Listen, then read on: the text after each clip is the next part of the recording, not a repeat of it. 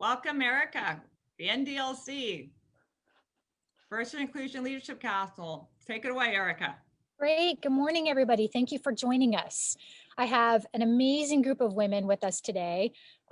We are on a diversity and inclusion council with the NAWRB, which Desiree leads. And the purpose of this is to cover the first of 10 leadership principles that some power women have come together and said, these are the things that we should focus on. These things are important when it comes to, leading and mentoring and knowing whose shoulders we're standing on. So today, the first principle is Trailblazers. And the women that you see right now are all trailblazers in their own way. They represent industries from AI to real estate, to banking, to logistics, to me, military. I'm actually on reserve duty right now, so don't let my uniform intimidate you. Working on COVID here in good old Silicon Valley. So we've got some women on the East Coast, some women on the West Coast. Besides their professional careers, I mean, they're mothers, they're grandmothers. They're very passionate about giving back to society. And I want to explore how they were influenced and essentially why they give back and what propelled them to want to give their time and their treasure to help the generation after them. So today, just very briefly, we have Tammy Bonnell. She's the CEO of Exit Realty Group. She's got people all over the country. They can speak to their professional careers much better than I, but I will tell you, she's kick-ass, black belt, strong woman, mentor. She classifies herself as a learner and a thinker, an information junkie, and she loves to invest in people. Dr. Chitra, she is an AI scientist. She's got a ton of patents. She won all kinds of awards at IBM. She went to IIT, which some say, this is in India, is better than our MIT. I've actually seen it. Amazing education. And then she got her PhD in Michigan. Amazing woman, completely involved in STEM. One of the first times I met her, she was so excited to be around a bunch of strong, accomplished women because she goes to tech conferences all the time and it's nothing but men. So it was definitely something to shake up her world a little bit. We have Kelly. So Kelly has a long background in logistics, UPS in 1991, worked her way up to a VP position, and within the last few years has retired and is just enjoying being a grandmother and working with nonprofits that are about marine preservation. We have Rebecca. She also is a huge trailblazer in the banking and mortgage industry, owns her own company. She can speak to all of her accomplishments as well. All right, so on that note, I'm just going to kick it off with a few stories to sort of lead us into a discussion, because I do not want to be the one doing all the talking. So when I had left active duty after about a decade, I decided to get involved in my community, as most veterans do, and became a commissioner in Jacksonville, Florida. So there's about 650 women. And I was the youngest on the commission. And I was sitting around the table with a bunch of seasoned women, and they were so excited. They said, oh my gosh, Gloria Steinem's coming tomorrow. And, this is going to be great to meet her. And I'm looking around the room like, I don't know what they're talking about. But if anybody's going to know, my mom's going to know. My mom is a, advocate, hippie, marches growing up on her, backpacks on her back. And so I said, hey, Mom, who's Gloria Steinem? She's like, good Lord, you've marched twice on my back with Gloria Steinem in the 70s. She's a trailblazer and blah, blah, blah. And I'm like, holy smokes. Having been in the military, and I was less than 1% of 1% of scout pilots. We were the first group of women to fly a certain airframe. I was kind of shocked and surprised at myself that I really never paid attention to the women that came before me. And just like the women on the call, we've all blazed trails, but when did we realize that, we are standing on giants, shoulders of giants, and to pay homage to them and to, have the fortitude to give back and make it easier for the generation after us. So through my journey, I decided to come back in the reserves 7 years later after break in service, because they had just lifted the ban for women to serve in all combat roles. And since I've been there, done that unofficially, I thought it would be good for them to hear firsthand what integration looks like. And I loved it. But it also reminded me that these young women in their 20s who were cadets, they didn't want to be taught by a woman, you know, they wanted to be one of the guys. I was the same way, like I'm a soldier, you know, or whatever industry you're in, I don't want to be looked at differently. But when you live life, you recognize that there are gender differences for sure. And then, you know, most recently we did the DC Women's March, and it was awesome.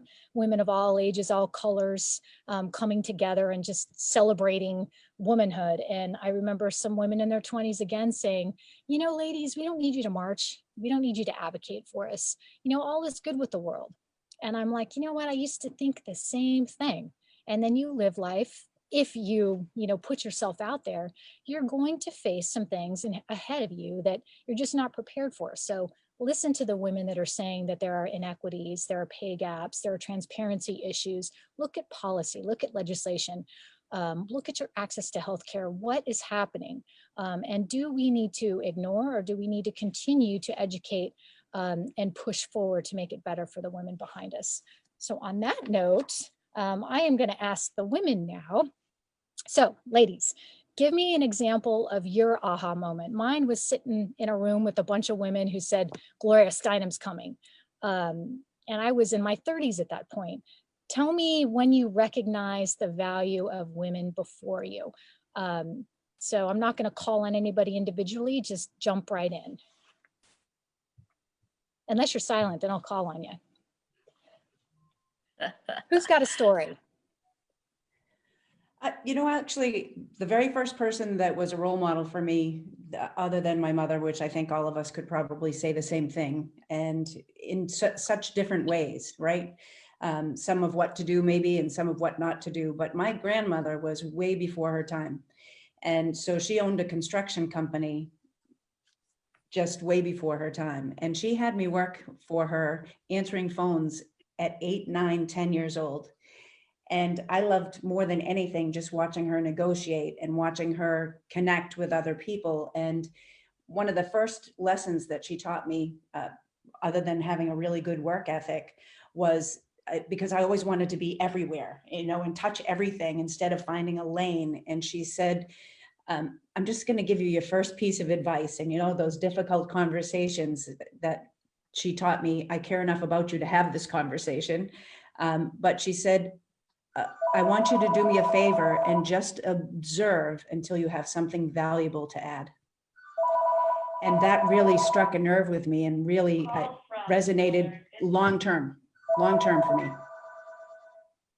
Is that your grandmother calling? Yeah.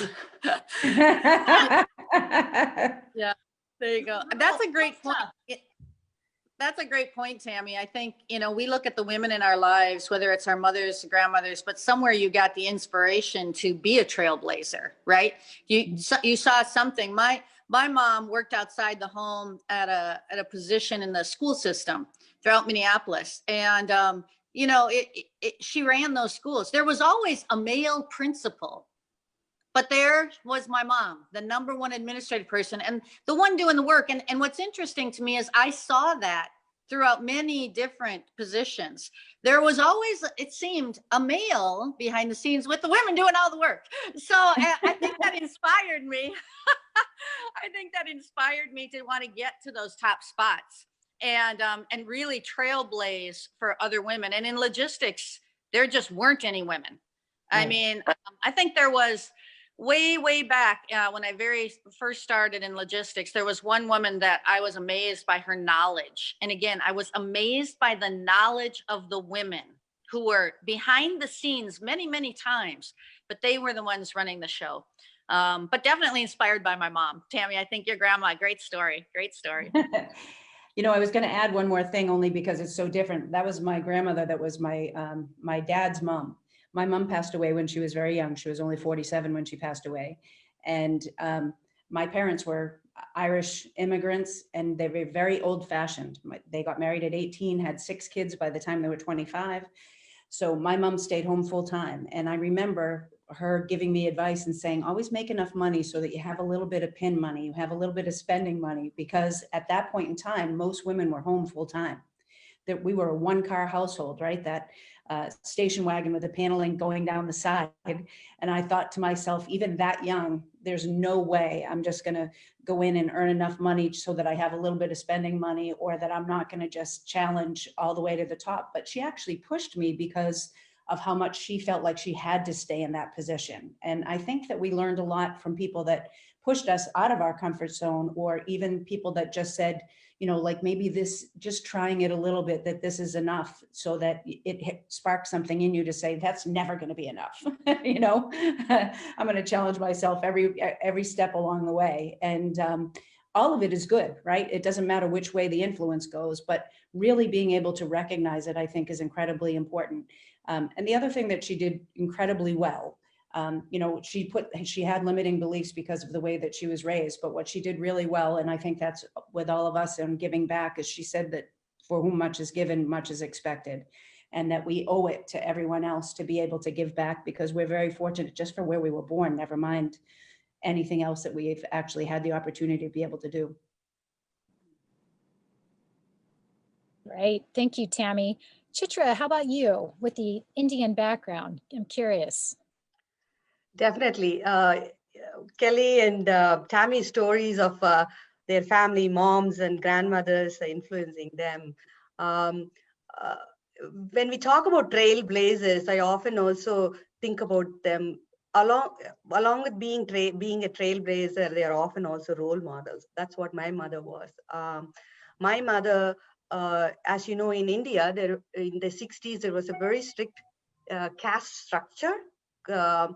And my mother was a trailblazer in the way that she went out of her caste and married someone in order to make a living, happy living. And I was the outcome of her bold decision. And that often reminds me that that we often don't have to stay in the same comfort zone. Trailblazers help us see through how to open the doors, how to think differently, how to break the social stigma, etc. So there was so much to learn from my mother.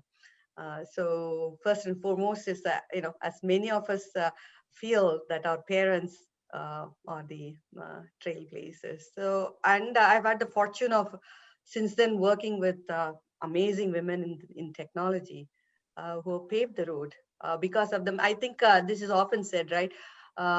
If I'm seeing further, it is because I'm standing on the shoulders of giants. And that is so true when we look at all the women's struggles that have happened, and they have paved the road for us, and it's up to us to guard it and continue to make the progress for the others to follow. Beautifully said. Rebecca. Hi, yeah, well, no, I love the stories, and mine's a little bit different. I come from a family of 4 girls, and my dad, who always wanted a boy, he was a chemical engineer, worked a career at DuPont. I always looked up to him, and he always influenced all of us girls to play every sport, that we were equal in every way, that math was great, you know, and other things. And I think, you know, that really impacted me, because as I got into high school and then college decisions, I was not aware that I wasn't just equal. So, you know, as I approached what did I want to do as a career, I'm like, well, my dad is so great. I want to be a chemical engineer too, because I want to be like him. And I actually did that. It was a hard curriculum. That is where I really first saw the impact of women are not always equal. So I'm out in the big world, and I was one of 20 women out of 150 women in chemical engineering class. And that's where I started thinking to myself, wow, okay, I really have to be different. I have to give back. I started a women's engineering group. I was head of the Society of Women Engineers for chemical engineers. There just weren't many in the late 80s. So with that, I just had a whole passion of, you know, wow, we can do things that we should be doing, and let me give back. I went into then 8 years in industrial chemicals. And one of the things that was alarming was there was even fewer women in chemical engineering than I really had thought. And I made it a purpose really to say, look, we need to help one another. We need to get by. I worked for 8 years to put together women's groups at this chemical company that I was at, to have discussions, even if it was informal, to talk about what wasn't being said. And it wasn't just white women, it was women of color too, who were even more distressed being in an all male, sort of mostly white environment. It was really, really difficult. Long story short, decided to go back to school, get my MBA, figure out how I could get further influential and move up in the chemical business. And decided at that point that the glass ceiling was very, very low, and I wasn't making the full impact that I wanted to. So I took a big step back and started in banking. And that was my career, my second career. And what I found in banking was really interesting. Same problems of influence, but there were a lot more women to talk to, a lot more women to collaborate with. And I just found my way there. And one of the things I always thought about was, how do we pull more women up? How do we give back? And along my 20 plus years career in banking, always top of mind of make sure women have their spot, make sure you're promoting them, make sure, you're mentoring them, make sure you're giving back, because it matters. People want to follow, and people sometimes need a little help and a boost. So I'm really proud that I still today, after 20 years in banking, are mentoring the same women actually who have great careers and even some way better careers than myself, but we're still mentoring one another. And I think trailblazing doesn't stop.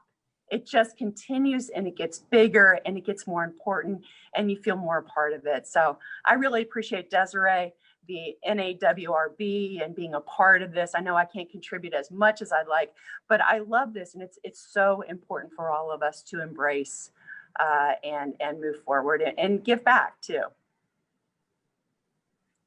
This is why I'm part of certain groups, and I think that the women on the screen that you see choose to give their time. There's something really empowering about being around other women that are smart, that give back. We all have 1,000 things we could be doing, but there's power in this. And unfortunately, a lot of us didn't have women to look to, for mentors. So all my mentors were men besides my mother, family members. And we always ask ourselves, why is that? And there is power in this collaborative piece you're talking about, Rebecca. Women often solve problems amongst each other by just discussing it and walking through it. We have a different approach sometimes than men. We just think differently. Our brains are wired 23% more than a male's brain. It's smaller, but we don't have the space like a man that can just chill out and look at his remote and, like they literally have that space in their brain. We are wired differently, and we communicate and we collaborate differently. And there's power and balance in the world. And, this is sort of, what I try to do. And I know a lot of you do. It's not us versus men. It's just balance, diversity of thought, what we bring to the table. And I always say to women, make sure you're at the table. You find a way to get to that table. Find a way to get in positions of influence. Or guess what? You're on the menu. You will be eaten. So if we don't have voices speaking for our interests, as in any minority group, you're going to get overlooked. And when it comes to women on an international stage, we all suffer from the same types of things. We want good schools for our kids. We want good healthcare. We want a livelihood. We just want basic things. And oftentimes, socioeconomic or whatever it may be, bias, unconscious bias, the access to these things for women are less. There are those inequities. So let me ask this question, since we're heading in this direction. Tell me maybe one or two examples of times where, you have felt either conscious or unconscious bias, either a deliberate attack because of your, who you are, your gender in your profession or, your personal life. And it's not easy to talk about this. None of us are like, oh, cry me a river. We've all gone through things, we've persevered, and we're stronger on the end. And now we try to, on the back end, pay that forward. But I always believe it's important for us to be a little bit vulnerable because we're all tough, strong women. But, a lot of times men need to hear these things too, that yes, the inequities still do exist. And how do you get past that? I always say hard work, work really hard and you will get where you need to be. But sometimes it just requires a little bit more fight to get yourself in those positions or to pave your path to be able to be in a position to make decisions. So with that, tell me a story where you can remember that was just ridiculously blatant or things that, are sort of unconscious that leads to a culture of, potential discrimination. So I'm going to open up the floor. Does anybody have anything there? Can I add to the story real quick about, I want to comment on the stories, everything real quick before I go there. So I love everyone's stories that you brought into it. And when Tammy and Chitra and everyone else was talking, I've never told the story before, is that my mother actually, when we were kids, told my brother, he was a phenomenal swimmer, almost went to Olympic trials, but he got too sick, otherwise he would have made it. But the thing is that she said, if you want to travel, if you want to go somewhere, find your own way. Here we are at 6 years old and saying someone, we could do it. I was 6 and my brother was 9. And saying, if you want to get to a swim meet anywhere in the United States, you have to find your way. So he literally called the airlines up to book the flights back then. We're talking, 50 years ago. He literally said, okay, how do I get from here to there? Do I take a bus? Do I take a train? So my mother didn't do any of it. He actually arranged all his flights to go and get us to where we had to go and make sure that we had, all the supplies, the food, everything. My mother didn't do any of it. And I look back and I thought, wow, okay, so we're going to do this at such a young age. And so if you think about all the pictures that are behind me, these are all these incredible women that not only on this call, that have been part of I've interviewed and traveled. So I made a purposeful point, and Marcia is part of the NDILC, said that you went out and you literally targeted these women to go meet and get on a plane and go there. And I think that stemmed from my mother back in the day. And I never thought of it until you guys were talking, that how that relationship that she says, you're going to do it, figure it out and make it happen. And that's how this NDILC actually started, because of Rebecca. I heard Rebecca speak and she connected to me in an incredible way. A lot of you don't know, but when she was speaking, what was it, Rebecca? Probably 10, 12 years ago, or maybe that, you were speaking. She was speaking in front of 5,000 women. 5,000 people. And I would happen to be in the front row, which is Desiree's always gig, to go in the very front, because then you get to meet people. So I'm sitting here in the front and she's got this hour speech, and she walks this whole panel. She walks from one end to the other just by herself and asks if anyone has a question. She says, hi, Desiree. And I'm just like, what are you doing? You're in front of everyone. You're saying, hi, Desiree. Well, what you don't know is 10 minutes before that, my mother had passed away. And through that, I believe that Rebecca had, through the morph of my mother saying goodbye to me, because I had not had an opportunity to do that. And I told her a year later, and all of a sudden, here we are. She says, Desiree, I'm willing to take it up. I want to be part of this. I'm willing to train. I want to be a mentor. And the NDILC was formed. If she came on board, we could do this. So the credit goes to Rebecca to say, let's do this. We got this. So here we are years later, and the NDILC is here. And we purposely went through to get as many women from different industries so we could talk about that ecosystem. So that story, as I want to just make sure why and how we came. And it's all from the heart and how we feel, and the excitement and the sorrow is what this brings about for our parents, and what we've done. And as you say, Erica, about the Trailblazers, that we stand at other giants, and we sometimes don't acknowledge it or see it. Here I am, just acknowledging, going, oh, my mother's the one that actually forced me to go out. If you want to do it, make your way. And that's what we're doing here today. So thank you. I just want to add that. That's great. Awesome. Nice work, Rebecca. Way to do. Way to do. Desiree's amazing, so I don't get all the credit. She's amazing too. You gave me the strength though. Desiree, you got this. Well, do it. You can do this. Yeah. So I got a short story, Erica, back to your What do you question. got, Kelly? So this goes way back, 2 short stories on bias, okay, just overall. First of all, 1980, starting out as a brand new salesperson in the logistics industry, you went into a lot of warehouses because you dealt with a lot of people in shipping when you're at the beginning of your career. That's kind of who your customer is.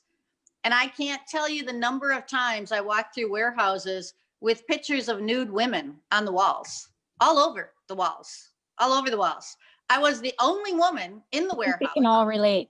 Yeah. Going, whoa, this might not be the safest or this might not be the best, but you kind of just worked through it. I mean, there was nothing else to do at that point, and then fast forward to today, what a difference. You see, really, that's all gone. It's a much more sophisticated world. It's a much more, but don't think there's not subtleties that are still in people's minds, right? And so I just think to myself, it's amazing the change, but then also sometimes you're sitting in a room and you are looking to get that next promotion. And that point about travel, Desiree, people would literally ask me, well, you don't want this job because you'd travel, you've got a family, right? And I'm like, no, I want the job. Whether it requires travel or not, let my husband and I work that out. Let us work out the family piece. And by the way, are you asking that man if he wants to travel, right? Because I'll take the job. So, I mean, it's interesting. It's perhaps a little more subtle, but sometimes it's still there. And that's what I think we're all working towards. And I got to say, I've had a lot of great male mentors, don't get me wrong, that have helped me and I stand on their shoulders as much as I stand on the women before me. But those are just 2 short stories. That's all about bias. Yeah, I was going to just say, I remember the first interview that I got turned down for a job, and the gentleman, I use that term loosely, that interviewed me said, "You're actually more qualified for this job, but I have a guy here that has a family to support." And I remember going, "What do you think? I'm sitting around on the couch eating bonbons? What do you think? My kids don't need to eat?" But it was just so vivid in that moment. And I remember thinking, I'm not going to treat anybody that way. And I had, being further up in management, I started to interview people, like 20 years ago. I started to interview people, and my receptionist had to go take care of a family issue. So I was at the front desk, and a guy came in for an interview, and he said, "Hey, sweetie, if you put in a good word for me, I'll make sure that, I'll make sure I put in a good word for you, and I'll help you out along the way." And he actually winked at me. And I remember thinking, I'm going to be at the front desk every time I interview anyone from this point on, just so that I know the caliber of that person, how they treat everyone, not just how they treat the person they're interviewing with. And so he actually helped me out by doing that, because it really made a big difference to be able to see how people were going to be able to respond and react. And I think that really does make a difference. We can all learn stuff from absolutely anyone and anywhere, and even the things that people aren't doing right. You've got to look at, where can I turn this into something good? How can I make lemonade out of this? I want to follow up on Tammy's story, because I have one. I call it, this is a language bias. So I come from, obviously, I'm not from the United States. I was born in India. So when I came here, I saw, when I started working after my PhD, I saw men calling women honey, and it made me uncomfortable. But at the same time, remember, I'm new to the culture, right? So I want to understand what is acceptable. Does this, do American women accept being called honey? I had to do some research to see and whether it was acceptable. How do you react to it? And it took me a while to be able to go back, when somebody referred to handle that with little bit of a grace, poise, rather than being, yeah, sure, I am somebody's honey, but definitely not yours. When I think back, now when I mentor people, I don't even want them to go through that uncertain phase of how to react to this. It makes you uncomfortable, but you still don't know what to say, and and you want to handle that with a little bit of poise and grace instead of appearing churlish.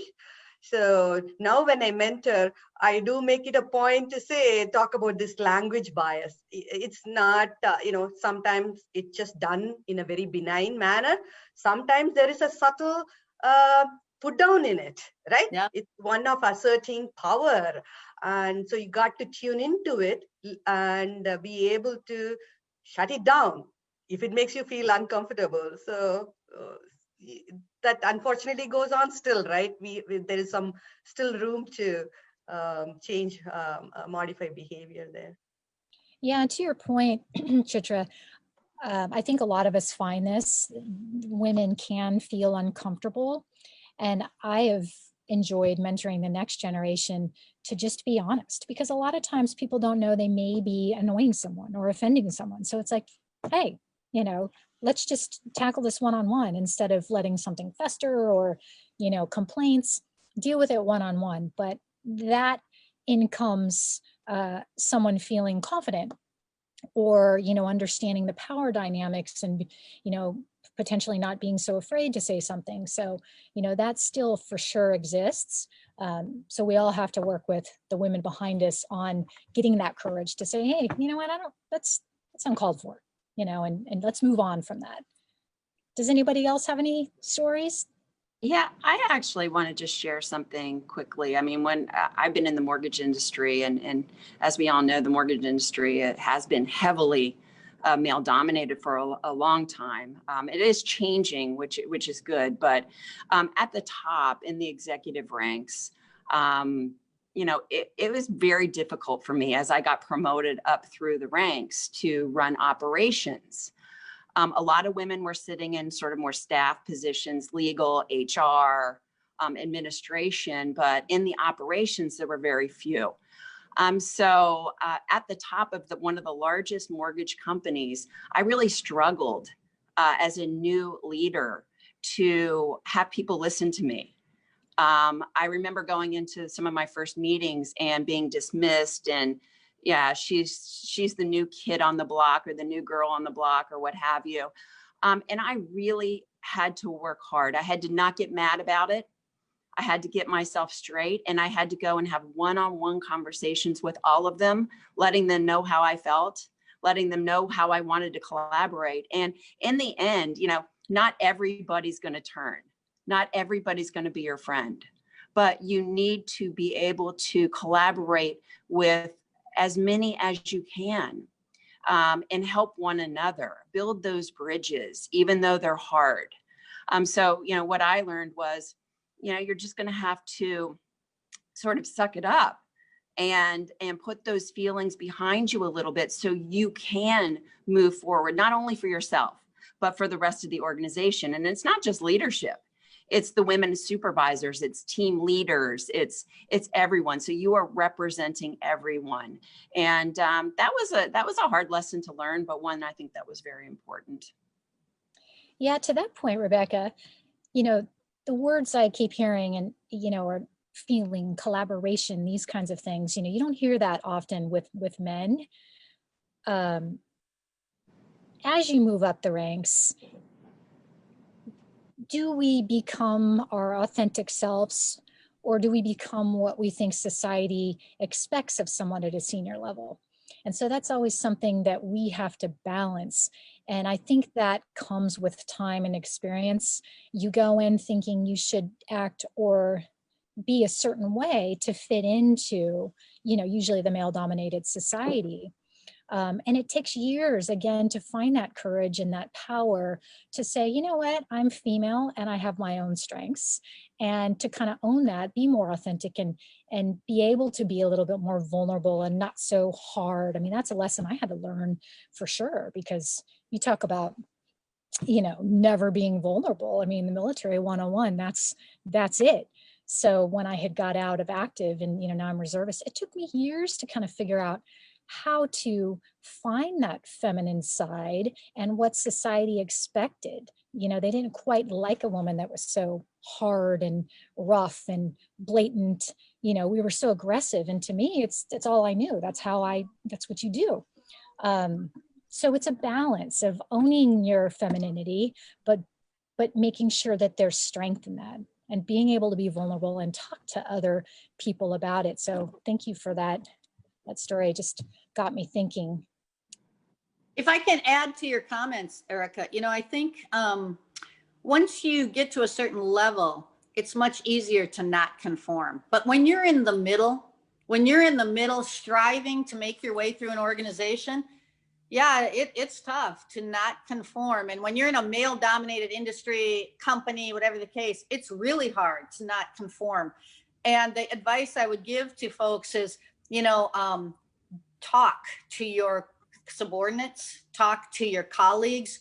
And what women, I think, bring to the table, that place at the table, is when you say collaboration, and people say collaboration, what we really do is we listen. We listen. And we gain input from a wide group, and then we make a decision. And I've seen that over and over. And I've always told people, you know, you can make the path different from what you see in me. I may have trailblazed, but your trail can also be blazed in a different way, right? But take the strength of listening to others and take that strength of gaining input and use that, because you'll be even better than I ever was. So I think you hit on a really important point there, and we could do a whole Facebook Live, Desiree, on that. You know, conforming or staying. My principle. I got it. On So, authenticity. Authenticity. right. So, but I'd like to make a comment about think about this. Who's on the council? You got Erica.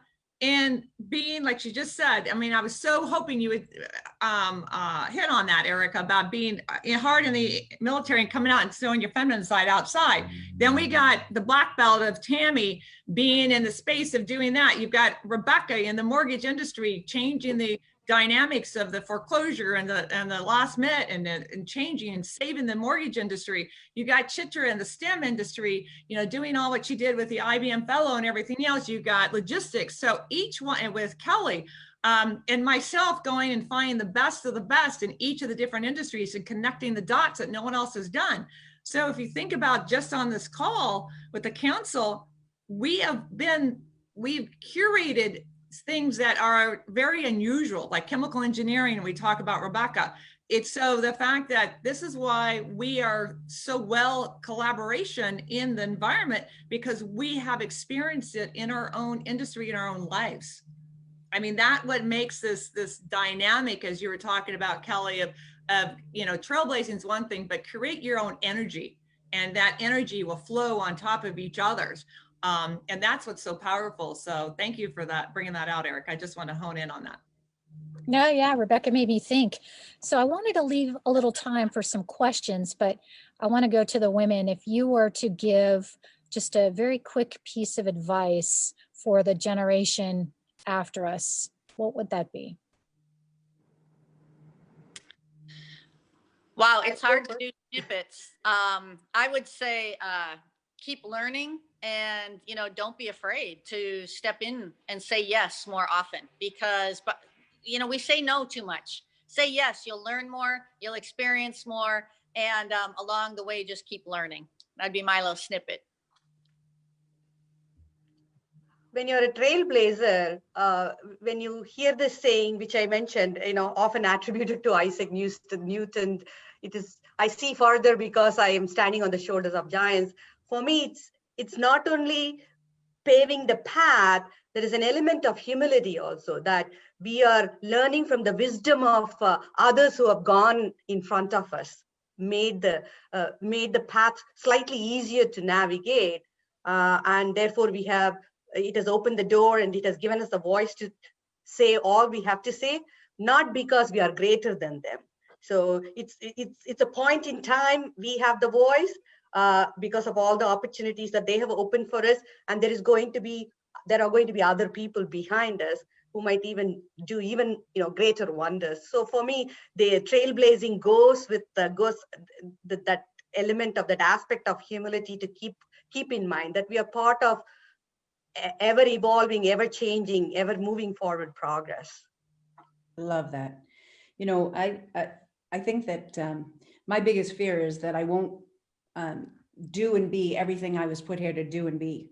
And I think that people are afraid in one direction or the other. They're really afraid of success or they're afraid of failure. And no one that succeeded or developed character, they haven't done that without failing sometimes, right? You have to make some mistakes in order to get to where you want to go. And I think the most important thing is remember that fear is a feeling, it's not a fact. So the more that you jump in and the more that you take risks, the more you'll grow. That's where the character comes from, and you'll find the right lane for you. I actually have a tattoo on my back. It's from a bet I lost. That's a different story.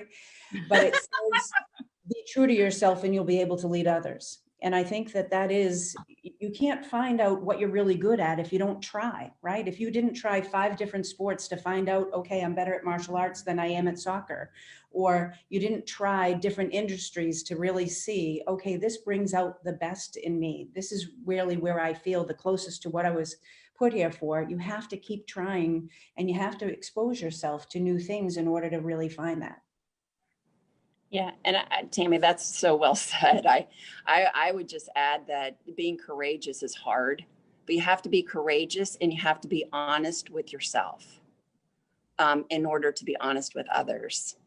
And that's really important because people will look to you for how did you get there? What was your path? And if you're honest with yourself and you're courageous, no matter what happens, even if you get knocked down, acknowledge it and get back up. And I just find that that happens a lot in trailblazing, and it's important. So live in that moment, I would say. Well, exactly. I mean, thank you for Rebecca, is always ask questions, and always, the worst that can happen is no. I mean, you know, how many times have our mothers told us, no, you can't do that, or, you know, you want to do it, you go do it yourself. And so from that, I believe that if you want to learn something, ask the questions and go ask who you want to be like. If you find someone that you idolize or you would love to learn more information, the worst that can happen is no. At least you got the opportunity to do it, because you don't ever want to go back and say, only I wish I would have. We have to live in the moment. And I think the pandemic and this environment that we're in right now is you can never regret that you didn't ask or do something. We have to be, because empathy is everything. We're all digitized now, and we're losing that conversation of how many we can have of these. So thank you all. I think this has been incredible, and it keeps the synergy of being real. And I've learned so much from all of us. I just wanted to mention one more thing after that, Desiree, in regard to that. Empathy and compassion are strengths. And you know, we were raised so much, especially with men being in charge of businesses, that, you know, they were tough and they were aggressive and they were forward thinking, when really putting yourself in someone else's shoes and having empathy and having compassion is a very true strength. You can be a badass and still lead with love, right?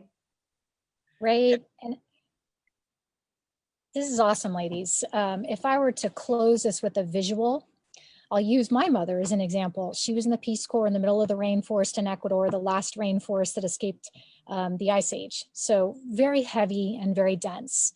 So as you walk on trails where it's more populous, it's pretty cut. It's easy. You know, there's nothing sharp and jagged that's going to get you, you know, to wherever it is. And when you get to the destination of that blazed trail, you know, you're looking out at the same view that thousands of other people have seen. But a true trailblazer is going to take that machete out and is going to cut that greenery and get stung and have thorns in your skin and, you know, really push through and persevere instead of turn around. And then when you get to your destination, you may be looking at a sacred waterfall that only a handful of people in life have been able to see. And how did that inspire you? So there's something beautiful about the thorns and getting stung and that journey that others haven't taken. And to sum up some of the conversation, you have to try. Be that person who says, if I'm curious about something, try it. And if I hate it, so what? I tried it. At least I check it off. But you never know where that may lead. And I'm so grateful to be on this call with you ladies. You're amazing. And with that, Desiree, I'm going to hand it over to you. Thank you for being here, women. Appreciate it. Yes, thank you everyone for being here, and thank you for Erica for hosting this. And we're going to have our next NDILC principal continue. This is a monthly series.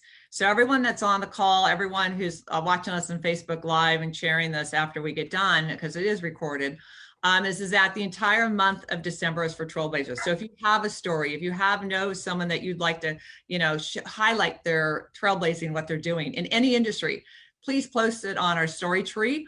No matter what media that's out there, we have our NDILC principal, NDILC leadership, and 10 for 20s that Chitra came up with.